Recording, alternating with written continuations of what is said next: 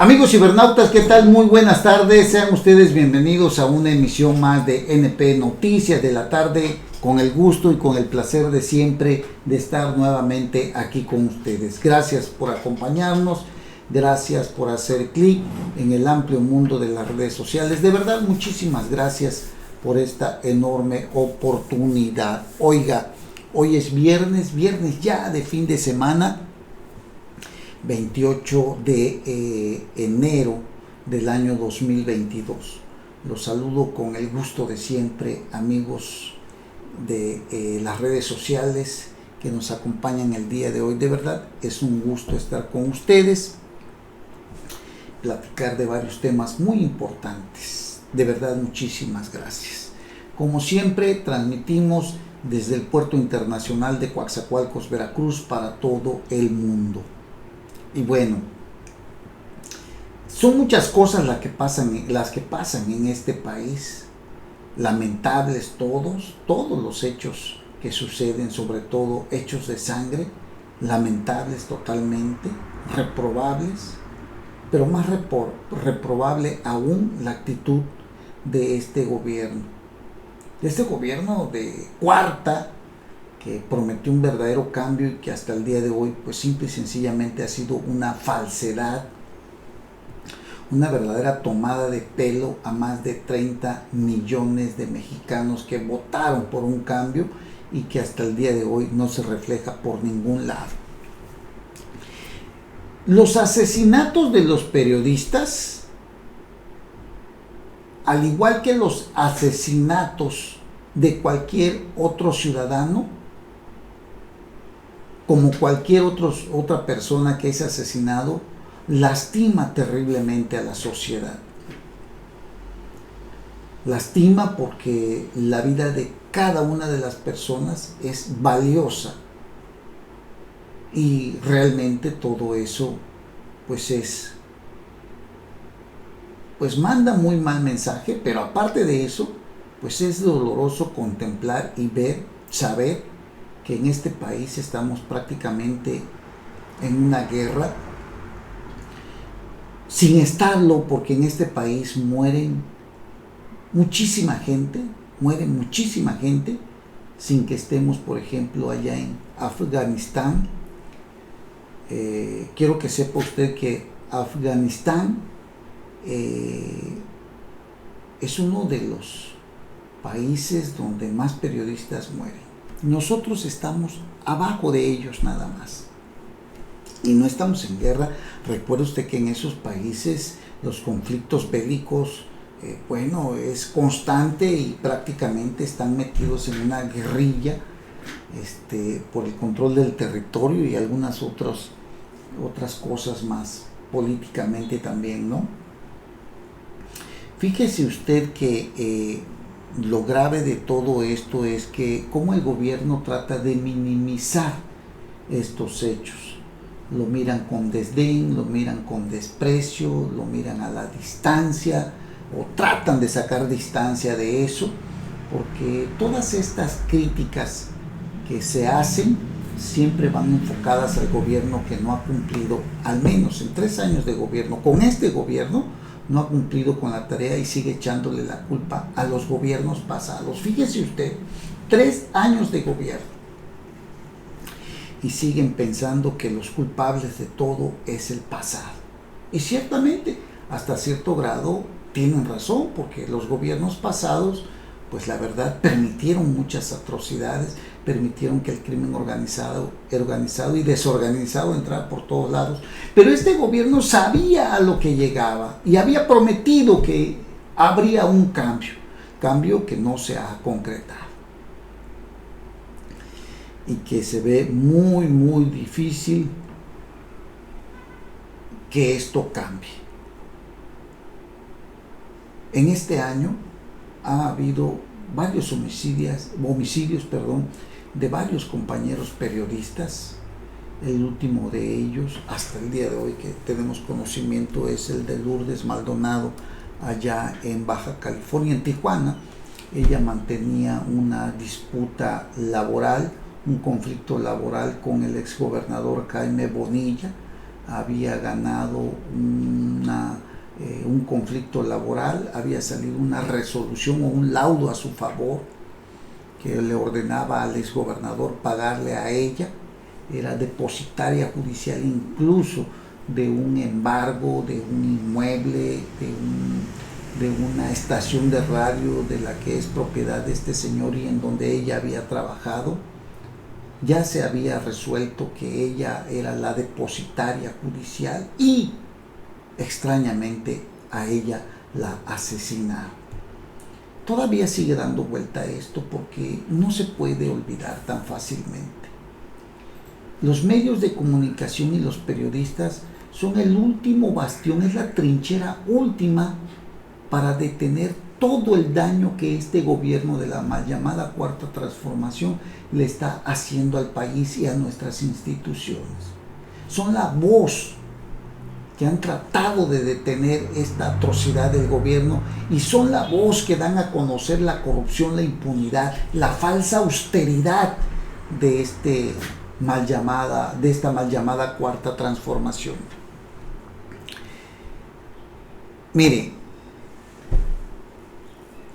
en Tijuana no tenía mucho que habían matado a un fotoperiodista, a Margarito Martínez. Fue asesinado el 17 de enero y Lourdes Maldonado le había dedicado íntegramente su programa de radio y televisión como homenaje. Lourdes Maldonado, una periodista de muchos años, de una trayectoria importante, había hablado de Margarito Martínez, quien había sido asesinado también. Y solo 5 días después, Lourdes Maldonado fue también asesinada en la misma ciudad, ahí en Tijuana, en el norte del país, considerado el más mortífero para ejercer el periodismo. Lourdes Maldonado había llegado hace aproximadamente 2 años a una de las mañaneras de López Obrador y le había dicho que temía por su vida, que mantenía un conflicto laboral con el senador con licencia, exgobernador ya a estas alturas, Jaime Bonilla, temía por su vida. Lourdes Maldonado estaba bajo un sistema, una medida de protección que no sirvió para nada, que solamente tenía un botón de pánico, y el gobierno, que era el responsable de garantizarle seguridad, le había dicho, puesto que ella había anunciado que temía por su vida, que marcara al 911 nada más. Cuando le expuso al presidente López Obrador lo que estaba sucediendo, el presidente pues se la encargó ahí al titular de comunicación, Jesús Ramírez Cuevas, el vocero, el director de comunicación, y no pasó a más. Eso fue todo lo que le prometieron. Hoy Lourdes Maldonado ya no está con nosotros, una periodista que dura, muy crítica también, pero que ya no está entre nosotros, y eso es muy lamentable. Temo por mi vida, le llegó a decir cara a cara al presidente López Obrador durante una conferencia de prensa hace aproximadamente 2 o 3 años.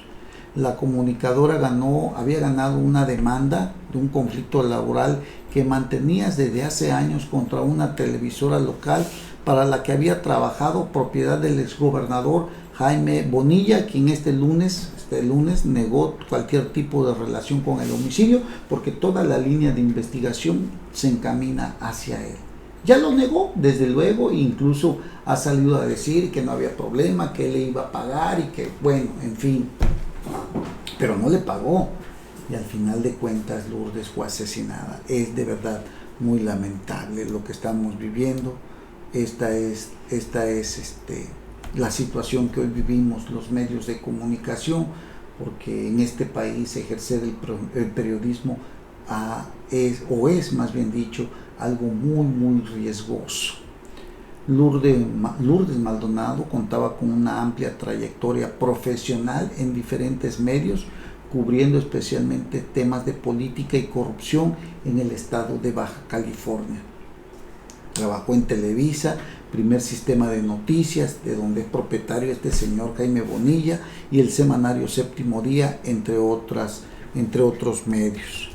Desde hace algunos meses presentaba el programa Brebaje en la emisora de radio Sintoniza Sin Fronteras y en streaming de video a través de internet, donde se identificaba como ícono de la comunicación de Baja California.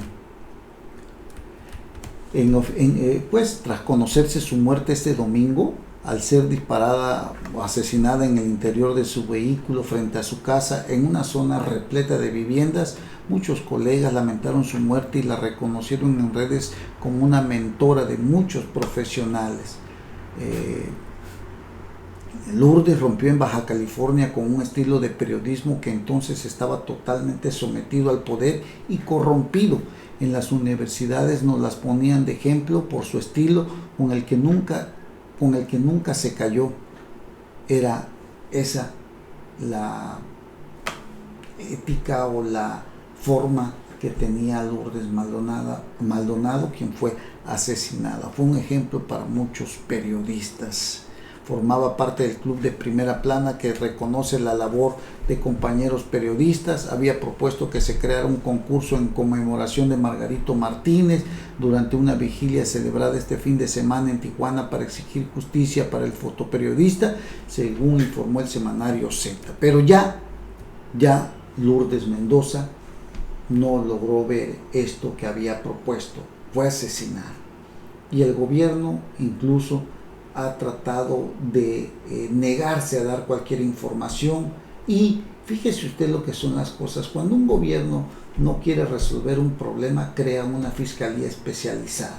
Así sucedió con el caso de Luis Donaldo Colosio, usted lo recordará, y ha sucedido en otros casos que inventan una fiscalía especializada, y en esa fiscalía especializada se diluyen los años, se diluye la información, se diluye cualquier cosa que lleve a encontrar a los culpables. Estamos hablando de que ha transcurrido prácticamente una semana del homicidio de Lourdes Maldonado y no hay hasta el día de hoy una línea de investigación sólida más que la que usted y yo conocemos, que lleva a personajes metidos en la política y que de una u otra forma pudiera darse por ahí una información que pudiéramos conocer.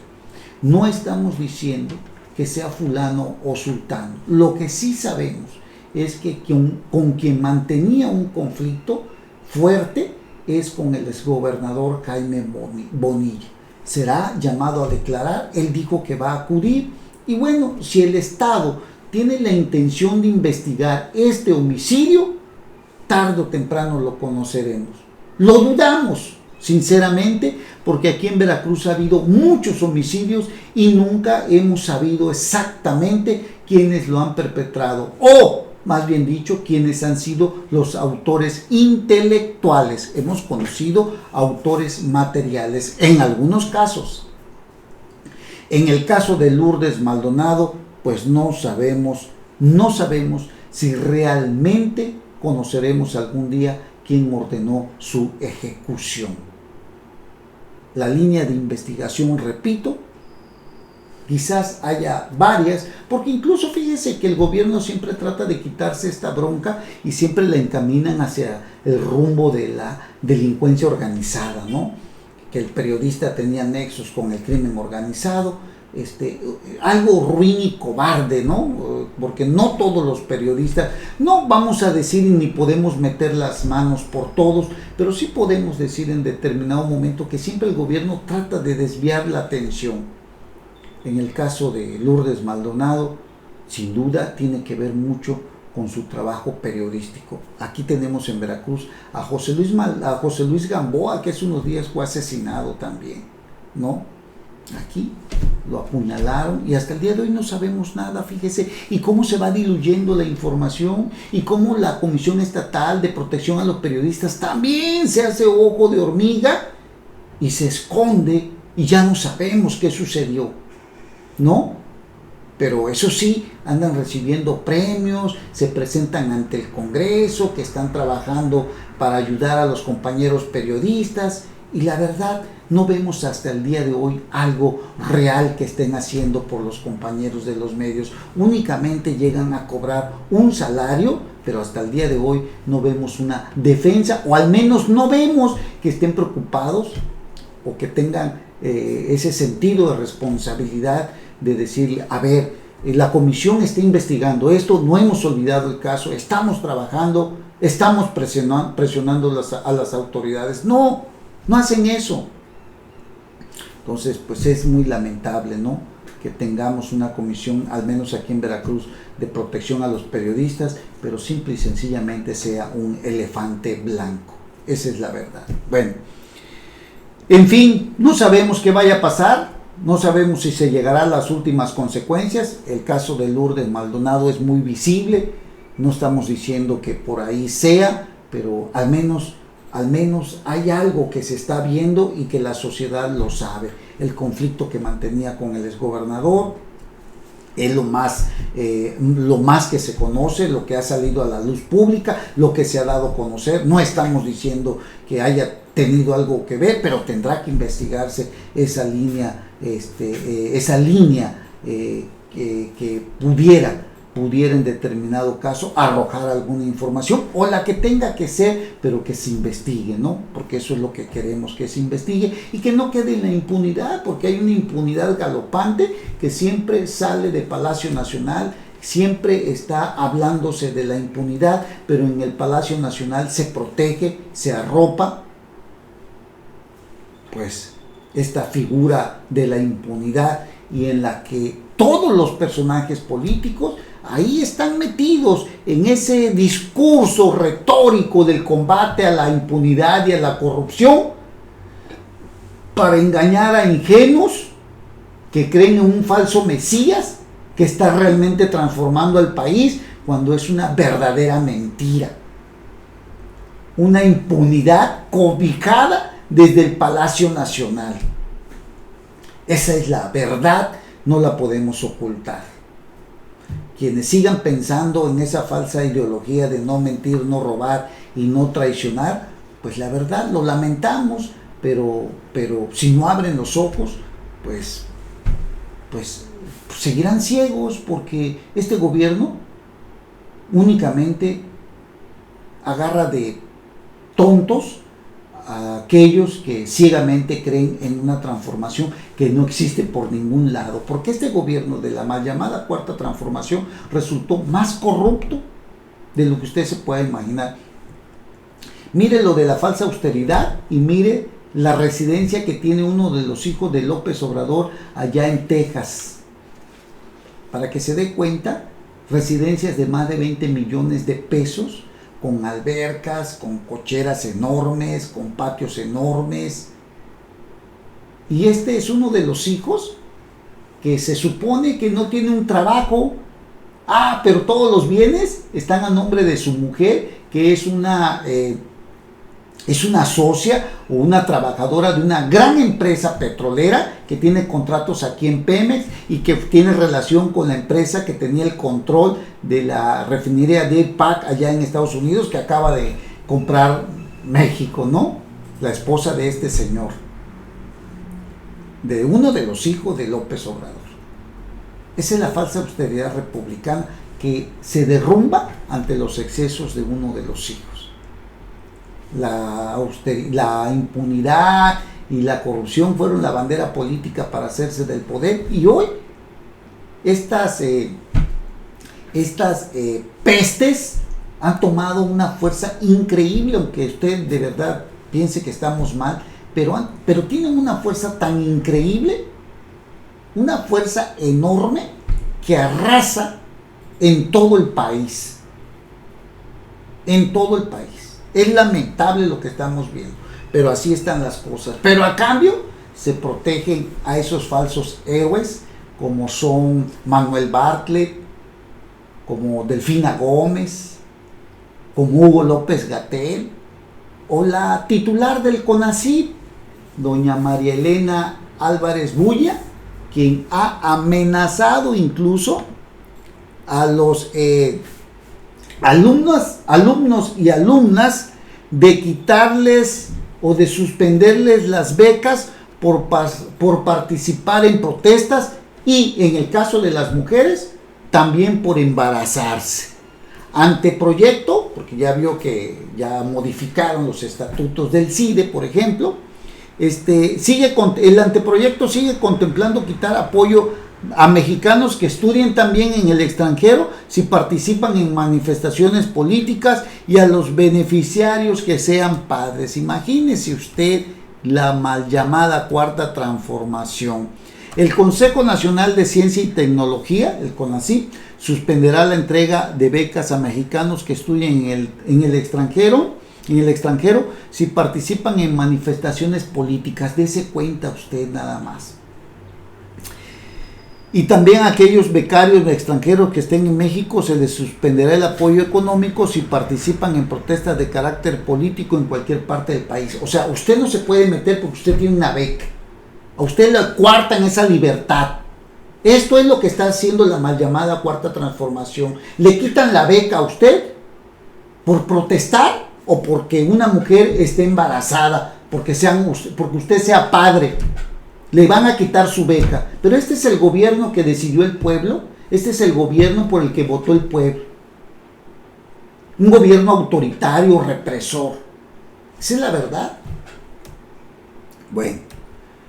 Pero eso no es todo. En el anteproyecto del reglamento de becas para el fortalecimiento de la comunidad de humanidades, ciencia, tecnología e innovación enviado por el CONACYT a la Comisión de Mejora Regulatoria y que está en revisión, se indica que cuando una becaria se encuentra embarazada, en parte o puerperio, se le suspenderá la beca que recibe en ese lapso. Imagínese usted cómo se sentirán aquellos que confiaron en esta mal llamada cuarta transformación, que creyeron que iba a ser el gran cambio. ¿Ese es el cambio? Eso es atropellar los derechos de los ciudadanos. Eso es atropellar los derechos humanos de las personas. Es aplastar los derechos de las personas, a la libre manifestación, a tener derecho a hacer con su cuerpo lo que decidan. Si una mujer decide embarazarse, está becada, es una decisión. Si decide tener a un hijo, no se puede coartar ese derecho.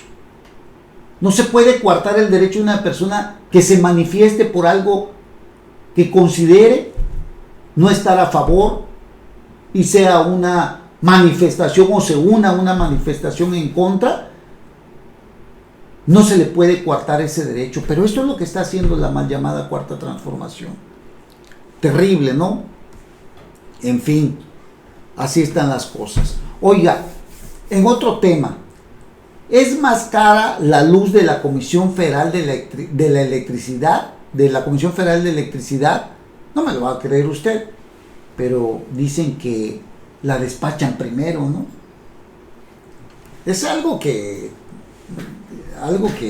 a lo mejor usted ni yo comprendemos, pero mire usted, bajo el argumento gubernamental de impulsar un sistema eléctrico más confiable, la distribución de energía desde centrales caras y que están fuera de mérito se ha incrementado con beneficio directo a la Comisión Federal de Electricidad. Con datos del 2020, la energía fuera de mérito tuvo en promedio un aumento de 32.1% con respecto a 2019, al alcanzar 12.693 megawatts hora, según el reporte anual del Monitor Independiente del Mercado 2020 recién divulgado. Se puede ver un papel preponderante de la Comisión Federal. En promedio, el 93.1% de la energía fuera de mérito por confiabilidad provino de las empresas productivas de generación de la Comisión Federal en 2020, mientras que el 6.9% fue de otros participantes del mercado. Pues claro, pues lo están haciendo afuera, ¿no? Los están sacando, ¿no? Las denominadas centrales fuera de mérito son plantas que se asignan cuando hay condiciones operativas que ponen en riesgo la operación del sistema. El costo es más alto en todo momento, por lo que no compiten con el resto de las plantas en el mercado. Sin embargo, el propio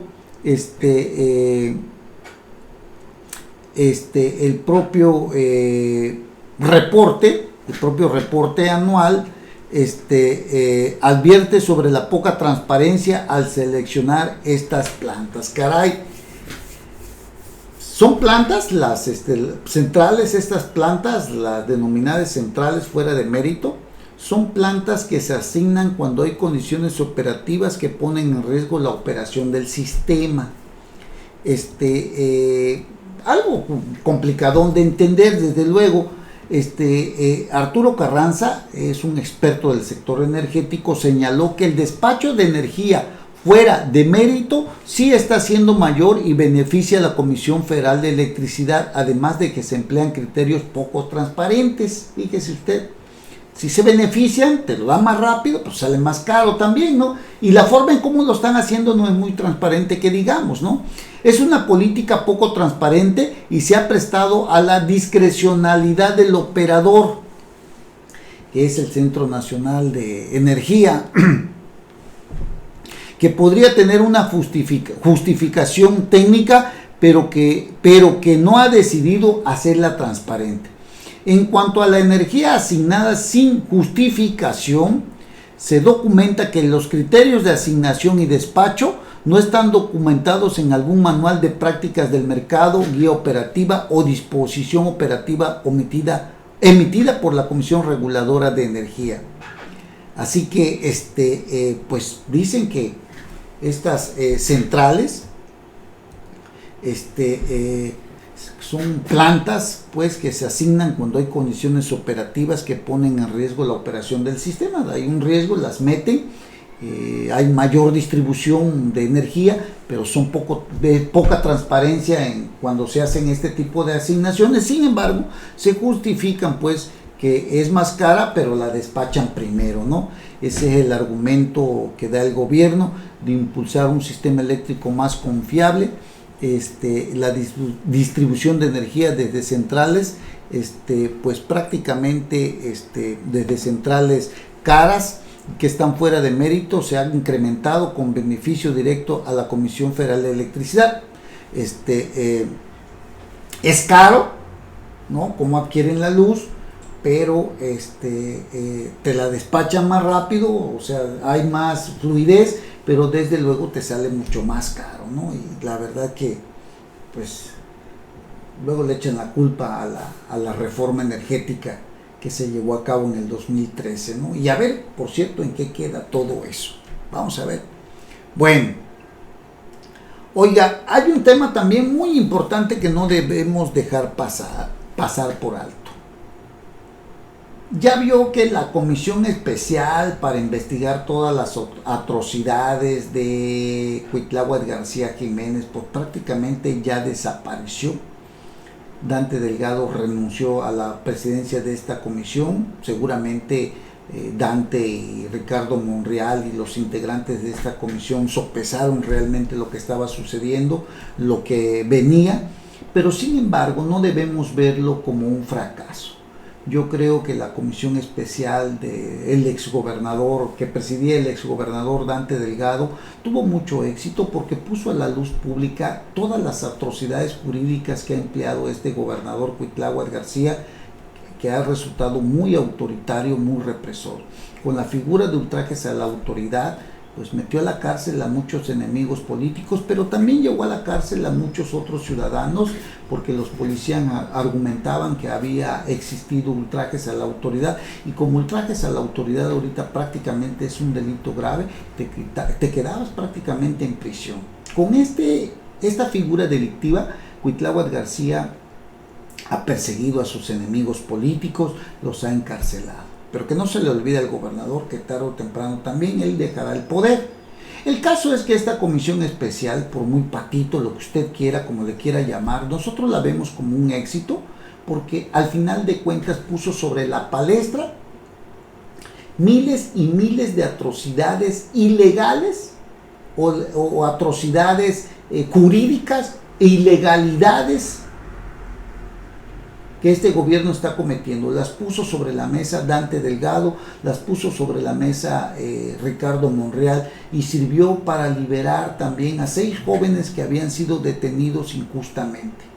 No había orden de aprehensión, no había resistencia, sin embargo los encarcelaron por ese delito. ¿Qué los libró? Que habían videos que sustentaron esta atrocidad de la policía, de la fuerza policíaca de nuestro estado.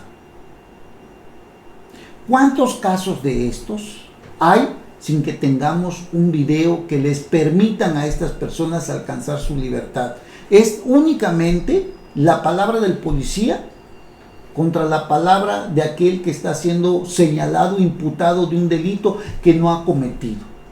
Es un atropello, es una atrocidad a los derechos de las personas, el delito de ultrajes a la autoridad. Porque cualquier policía se dice incluso afectado psicológicamente, porque usted no se dejó detener, porque usted opuso resistencia, y con eso estos policías que se supone están preparados para enfrentar a altos criminales, pues se atemorizan ante usted que va solo, ante 10 o 20 personas, policías, y se atemorizan porque usted a lo mejor levantó la mano o manoteó con ellos, y con eso este policía o estos policías pues van a un examen psicológico, cosa de verdad chusca, y con eso un juez de control lo deja usted en prisión. El caso de estos jóvenes que fueron liberados afortunadamente por la intervención de Dante Delgado y del senador Ricardo Monreal deja un precedente muy importante. Desgraciadamente, cuando no hay evidencia a través de alguna cámara, de un teléfono celular, o una cámara de algún negocio, o de las cámaras del C4 o cualquier otra cámara, cuando no hay evidencia de eso, fácilmente te pueden encarcelar. Porque hables mal del gobernador, porque no le caigas bien, porque militas en otro partido, porque trabajaste con algún gobierno contrario a la mal llamada Cuarta Transformación o a Morena. Con eso te meten a la cárcel. Sentó un precedente porque puso en el escrutinio público las medidas represoras de este gobierno en contra de las libertades y de los derechos humanos. No hubo una comisión estatal que defendiera los derechos de los ciudadanos. Tuvo que ser la Comisión Nacional de Derechos Humanos la que interviniera. Pero además, esta comisión especial, más allá de que se quiera ver como una derrota, ha dejado otro precedente muy importante para los veracruzanos. Este delito de ultrajes a la autoridad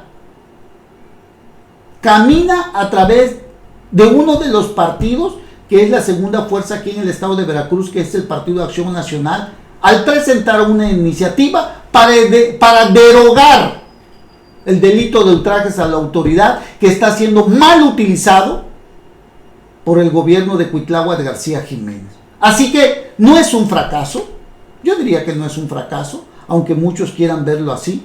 Yo no creo que sea un fracaso, pero al menos ya puso en la palestra nacional qué clase de gobernante tenemos aquí en Veracruz. Y hay una fracción parlamentaria en la Cámara de Diputados que busca frenar esta situación. Ojalá y se consiga. Nunca habíamos tenido un gobierno tan represor como el que tenemos con Cuitláhuac García Jiménez. Nunca. Y eso que hemos tenido gobernadores de verdad en la peor época, pero nunca habíamos tenido un gobierno tan represor y tan autoritario como este que hoy estamos aquí viendo. Y mientras se ensaña con los ciudadanos, cualquier ciudadano, la delincuencia en Veracruz sigue creciendo. El sur de Veracruz atraviesa uno de sus peores momentos.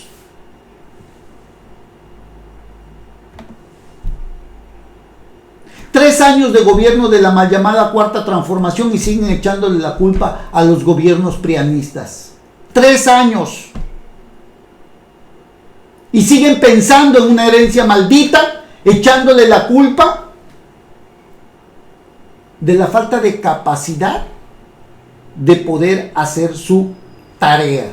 La tarea que los veracruzanos le entregaron a este gobierno para brindar seguridad, paz y tranquilidad. Y hasta el día de hoy no se está cumpliendo. Es lamentable.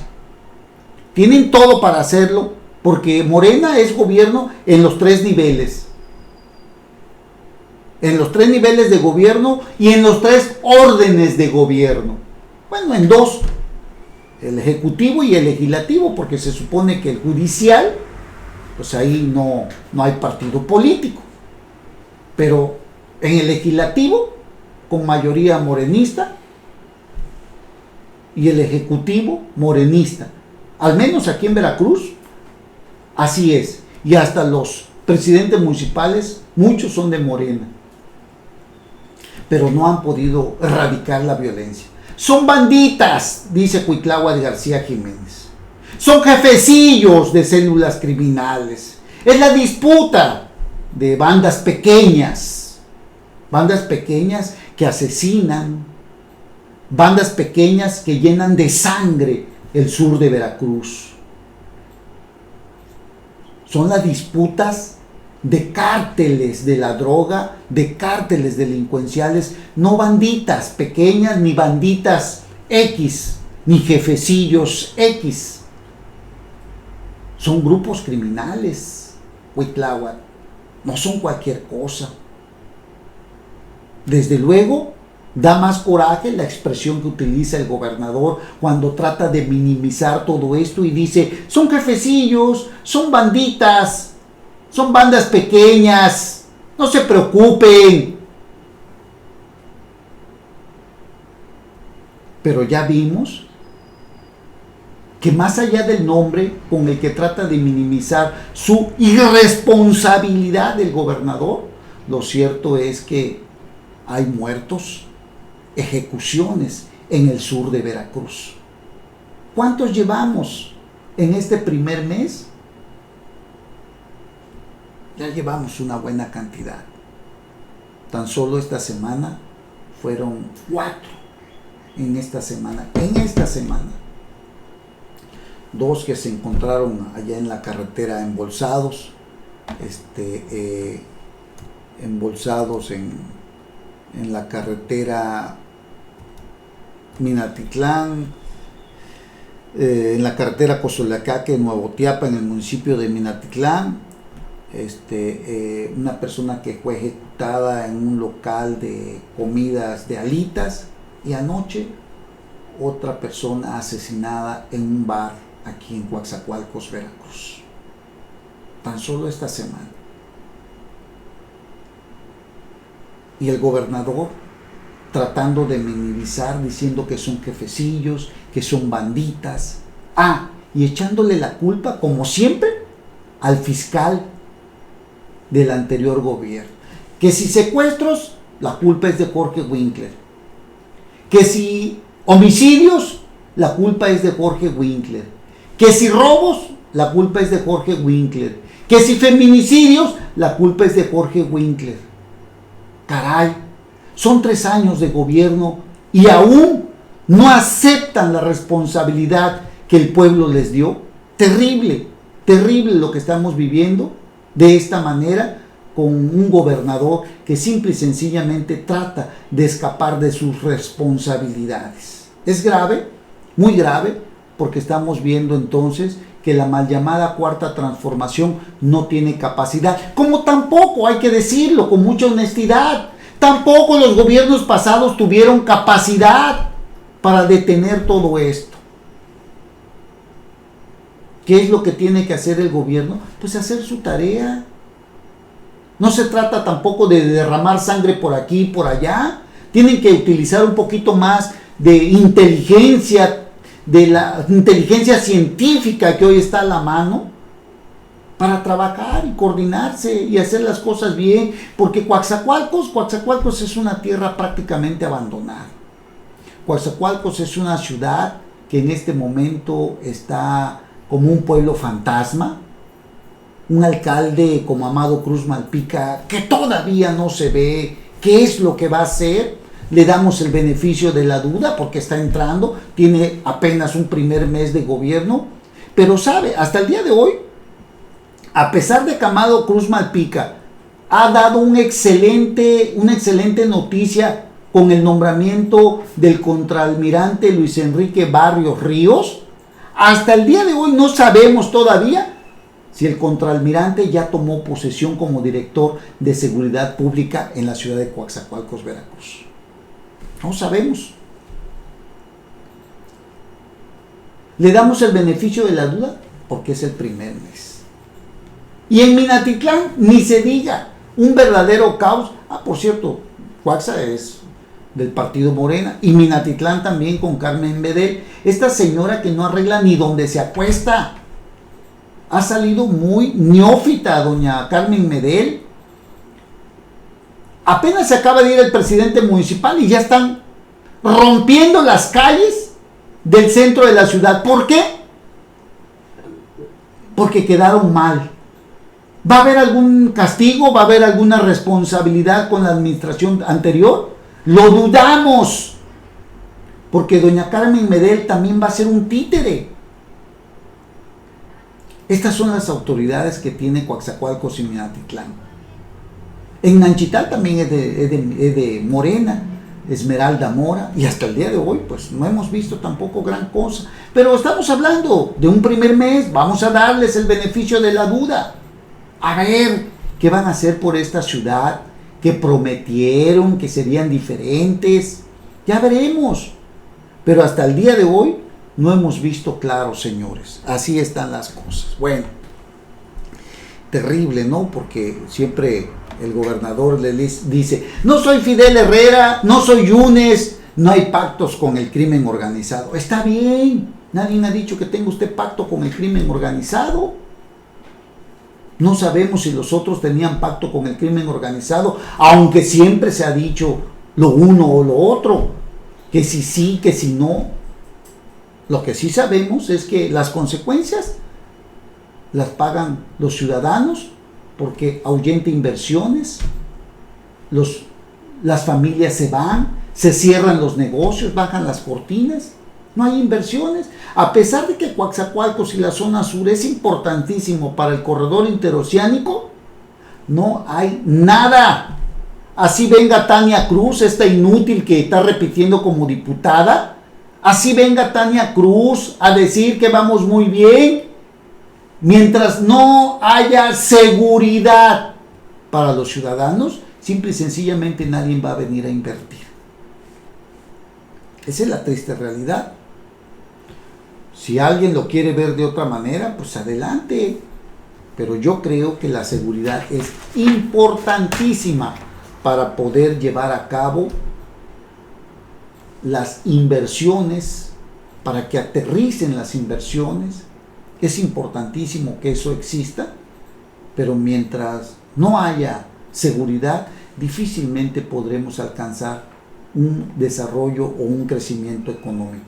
Coatzacoalcos fue una gran ciudad, la ciudad de las avenidas, la ciudad para vivir siempre, pero hasta el día de hoy, más bien dicho, se ha perdido todo eso. Nuestro malecón está prácticamente abandonado, todo cerrado, cayéndose las construcciones, así como lo oye usted, cayéndose las construcciones.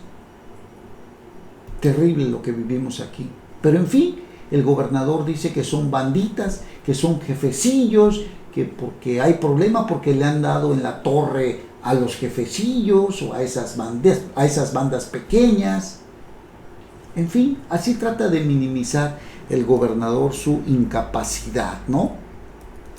Él dice que la violencia en Coatzacoalcos es debido, esto lo dijo el gobernador, es debido a una disputa entre dos bandas del crimen organizado, pero que no hay pactos para que operen en ese lugar como eran en gobiernos anteriores. Pero que no hay pactos. O sea, no hay pactos, pero Ahí está la delincuencia, ¿no? No soy Fidel ni Yunes, no hago pactos para que anden por ahí, como si les fueran a pedir permiso, ¿no? El mandatario explicó que se trata de bandas sin jefes, mire usted nada más. Bandas sin jefes y se disputa en la plaza de Coatzacoalcos, específicamente de los cárteles de Jalisco Nueva Generación y los Zetas, subrayando que este último ya tiene varias vertientes. Les dimos en la torre porque quitamos a los jefes de plaza, dijo el gobernador. No obstante, subrayó que siguen las investigaciones respecto a los recientes hechos de violencia y que ya hay indicios sobre responsables, que tarde o temprano van a caer los responsables. Ya se está indagando. Es lo que dice el gobernador, nuestro flamante gobernador. Caray, la esperanza de México. En fin. Oiga, pues muchas gracias por haber estado con nosotros, de verdad muchísimas gracias. Vamos a escucharnos y vamos a vernos en nuestra siguiente emisión. Que tengan ustedes una excelente tarde, un excelente viernes. Pásenla bien, síganse cuidando porque la pandemia no ha terminado. Ya ve que falleció el cantante Diego Verdaguer, este señor que pues al parecer no se había vacunado, ni ella ni Amanda Miguel, que es la esposa, unos excelentes cantantes argentinos que vinieron a nuestro país, que tuvo una época maravillosa, Diego Verdaguer y Amanda Miguel, pero que al menos con Diego Verdaguer ha llegado a su fin. Sígase cuidando de verdad, porque la pandemia no ha terminado. Vaya por su refuerzo, porque es importante que tenga usted su refuerzo, en algo le va a ayudar, ¿no? Esta pandemia es mortal, se habla ya de cerca de 500,000 muertos en el país, hay muchos infectados, millones. Tenemos que cuidarnos, amigos cibernautas. Que tengan ustedes una excelente tarde, un excelente viernes. Pásenla bien, por favor, nos escuchamos y nos vemos en nuestra próxima emisión. Hasta pronto.